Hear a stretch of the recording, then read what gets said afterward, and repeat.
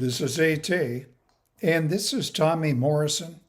You remember him, former WBO heavyweight champion, victor over James Tillis, Carl the Truth Williams, George Foreman.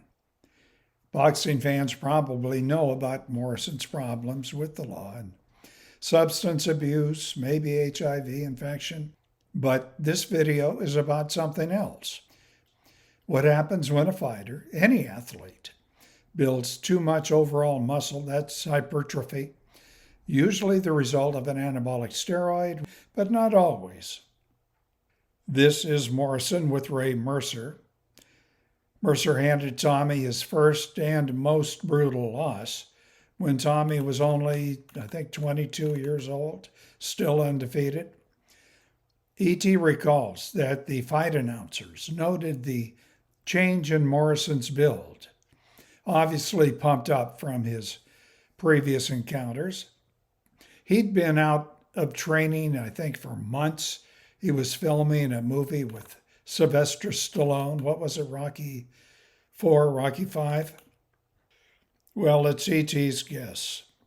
Morrison bulked up for that movie part, using weight training and anabolics, maybe Dianabol.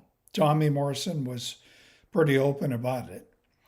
And it appeared to me that much of the development was not necessary. It was way too much because muscles require oxygen and endurance. And Tommy Morrison was already known to wear down early. Now, that was not a problem up to then because he knocked out his opponents early. But Ray Mercer had an iron chin. And Mercer knew all of Morrison's bulk and lack of adequate preparation because of the movie made it so Morrison would not be able to go all out. And Ray Mercer knew his own ability to withstand a punch. It would all add up to mean that Tommy Morrison is going to run out of gas, and that happened in the fifth round. And the result was one of the most horrific beatings since Emil Griffith knocked out Benny the Kid Paret. Fortunately, Morrison recovered. He went on to win a championship belt. You'll notice if you've seen that fight with George Foreman, Morrison paced himself for that one. Well, the point is this. Bodybuilding, in other words, working for hypertrophy, big muscles, all of the muscles of the body, is not, well, in my opinion, wise. And because muscle growth puts a greater demand on the heart, and that leads to exhaustion. It will alter the configuration of the body, and that leads to clumsiness and a possible loss of snap in the punch. If a fighter, any athlete, must use isotonic progressive weight training, and most do, it should be, again, to increase speed and endurance without increased muscle bulk. It should emphasize only those muscles required for specific activities. In other words, training for fighting should be different than for, say, tennis or rugby or a marathon. This here is Mackie Shilstone, pretty famous guy. He's from New Orleans, Louisiana. He has trained many champion athletes in different sports. Michael Spinks in boxing, Peyton Manning, football, Serena Williams, and many other athletes. Now, Shilstone's technique is to analyze the physical skills of the athlete, those that are essential to whatever activity.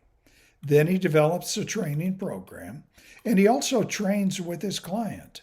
Shilstone and other trainers recognize that technique must be there first, and that regular bodybuilding has a problem because it focuses on aesthetics and mass, but not speed and power. Power, by the way, is force plus speed. Targeting individual muscles is not so good. Compound lifting coordinates many muscles simultaneously. Shilstone and others know that boxing requires speed, power, and agility, and the right kind of lifting can make one faster.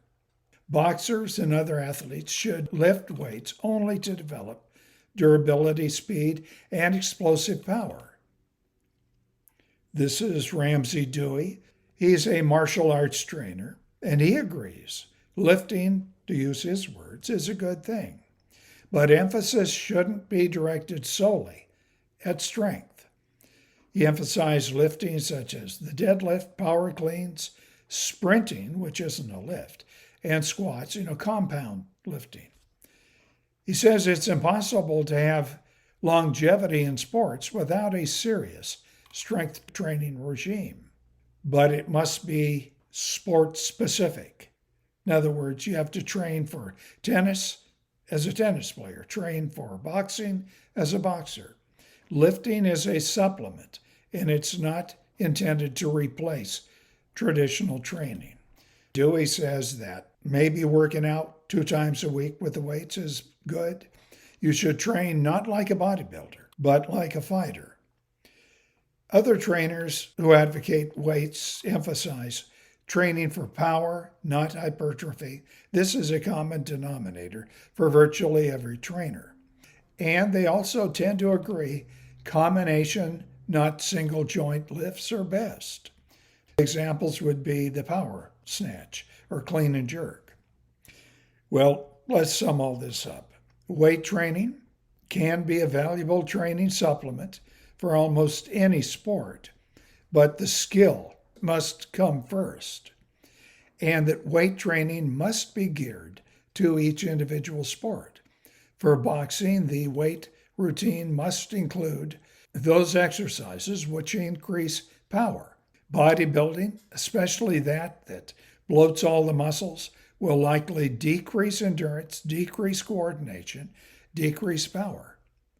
Now, there appears to be a consensus among trainers that lifting sets are best if they use heavier weight and lower reps, and they should involve quick repetitions.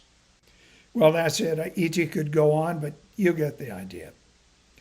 E.T. has trained with weights off and on, more off, for 50 years, and has done so as a natural. In other words, no testosterone or steroids added.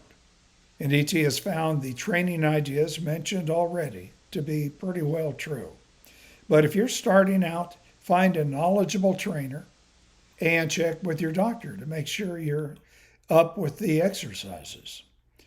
Put in your comments below and share these videos, if you would, with other social media. Thank you.